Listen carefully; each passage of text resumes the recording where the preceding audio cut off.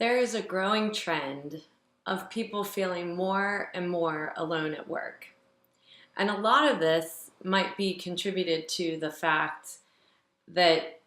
we use so much technology that it actually pulls us away from each other. And an innate need that we have as human beings is to have that connection, that human connection throughout the day. It helps us to be more creative, it helps us to be more innovative, and it just helps us to feel more supported in our work life. I talk about what I call mindful technology. And what that means is that a lot of times when we put technology in place in our workplace, we think about all of the mechanics of putting that technology, what it's replacing, how our business processes will work, what will be eliminated, and so forth. But often we do not spend an equal amount of time on how people will still connect with one another, collaborate, and not be consumed by the technology so that they feel more stressed. So when you're thinking about putting technology in place, it's really important to think about this loneliness issue that's growing, that we want people to feel excited to come to work, that they feel supportive, and they have people to collaborate with. That if you put technology in place, for instance, that's instant messaging or Slack or email or text,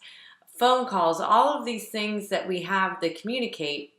that we put parameters in place of what do we use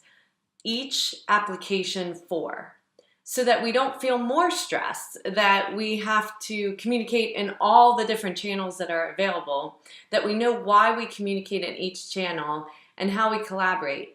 And how do we still build in that face-to-face time, that human connection, where we connect with people, not just through the technology, not just through written word, but through face-to-face communication, whether that be through remote technology,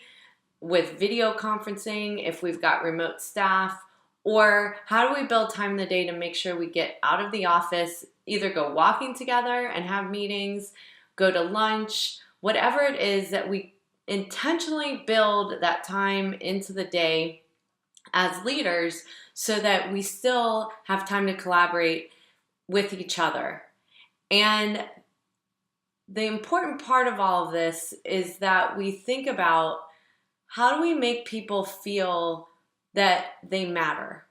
that they're not alone, that they have people around them that will support them, will help them grow, and in turn, make them better into the future. So think about this today, how to be mindful about the technology that you have in your workplace, and take the tips that I have in my blog all about loneliness at work, of how you might try one or two of the things that I suggest in there